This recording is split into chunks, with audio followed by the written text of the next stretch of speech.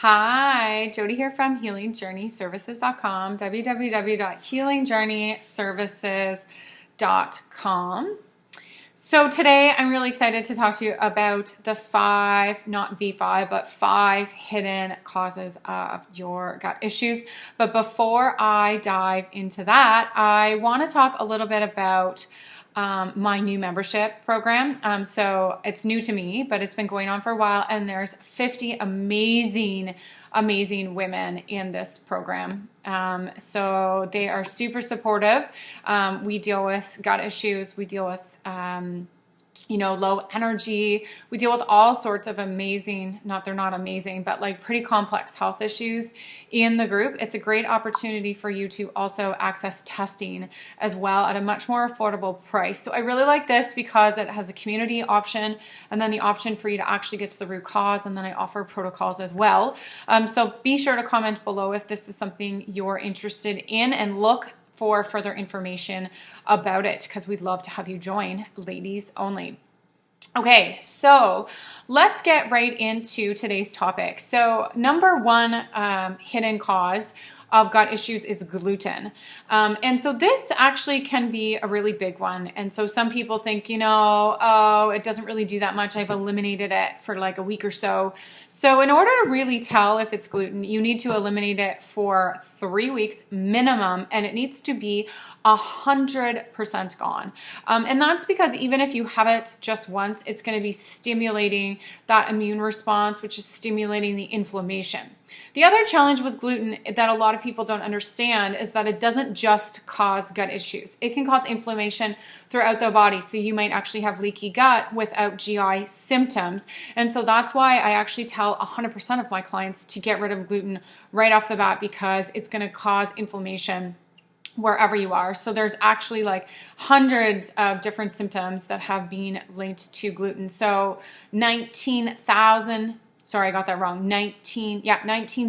studies have focused on gluten sensitivity and its health impacts.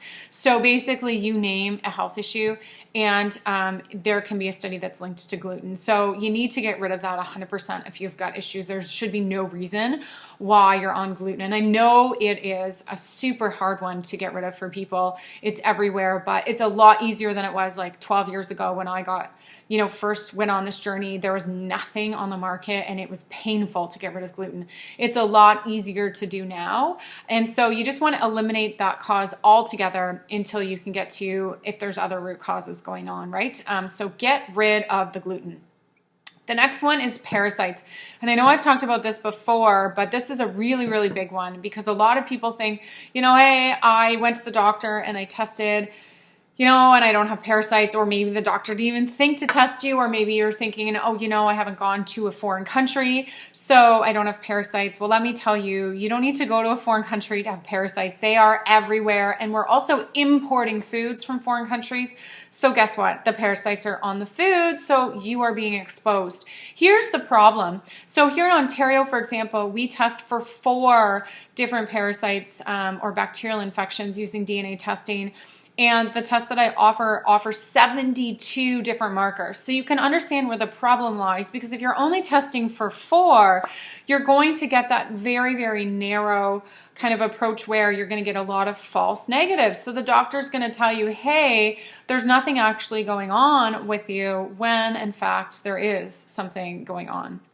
And so this is why testing for parasites is really important, but even the GI map, which is my favorite test, doesn't test for everything. For example, strongyloides, it will not test for. So you could still have some parasitic activity going on that's not showing up on the test. So part of my membership program, we actually do a super cool parasite cleanse that I walk you through, which is pretty amazing. But parasites are definitely something that I can guarantee there's some sort of bacterial imbalance that's in your picture. The next thing is the gut-brain axis.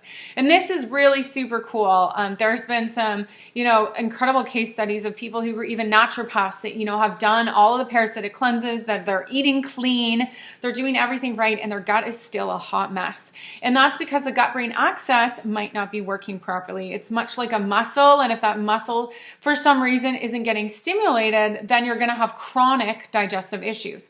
So one of the causes can be brain damage. If you've been in a car accident, acquired brain brain injury. Those are all things that are going to impact the gut-brain axis, but it actually works the other way as well. So if you've had, let's say you started out with parasites and those caused significant issues for you, and then you didn't address the gut-brain axis because they've been so ongoing that axis started to become impacted, then you're going to have, the gut-brain axis issue going the other way. So the gut is going to impact the brain, which is going to impact the gut, and it's a bit of a vicious cycle.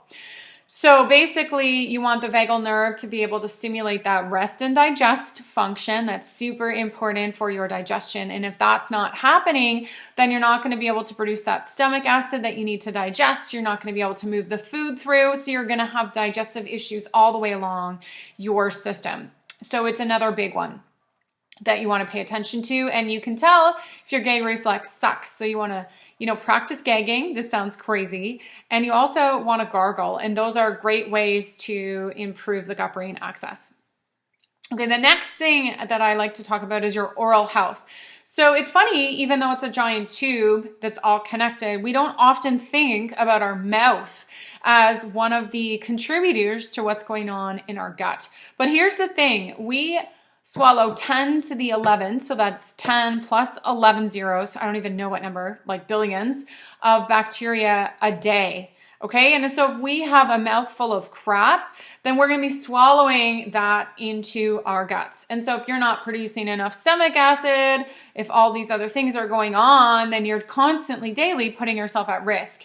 And this is actually the case with me. So when I got sick, 12 years ago, I didn't have any cavities before that. And then I kept getting cavities every time I went to the dentist. And I thought something's got to be going on here.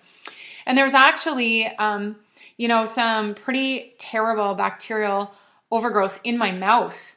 And that was causing a lot of really significant issues and putting me at risk for cavities. And so I actually did oral antibiotics and cleared that up. And then I don't use an over-the-counter toothpaste. I use a health-based toothpaste that has some microbial properties in it. It's pretty awesome. So it's going to support the good bacteria and not the bad bacteria. It's going to knock out the bad, but not wipe out everything. So it keeps that oral microbiome really, really healthy. Designs for Health actually has a really great toothpaste as well. So that is number 4. And number 5, which I know I've talked about before if you tune into these videos, number 5 is mold toxicity. So mold toxicity is that's a big one for people, and not a lot of people think about it because they think, oh, I don't see black mold in my house, I don't have an issue. But let me tell you from personal experience, you don't need to see mold for it to cause health issues, and it doesn't need to be active. If you were in mold, 5, 10, 15 years ago, it could still be caught in your body.